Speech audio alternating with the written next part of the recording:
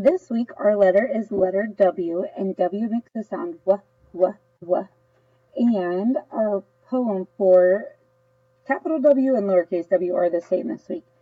So capital W has two pointy waves. So you slant down, slant up, slant down, slant up.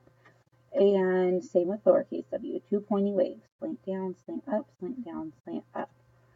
So homework, your child can choose an option for capital W and an option for lowercase w, or if they have their own idea, that's fine too.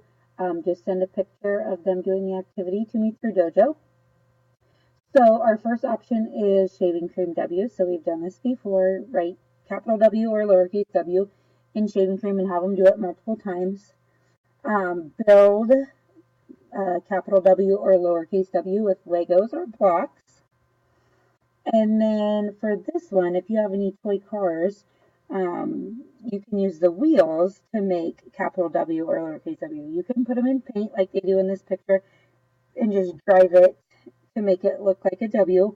Or if you don't want to get the paint out, you could just put some tape on a piece of paper and they can just drive the car on the W to form capital W or lowercase w. And then our last option is our handwriting page.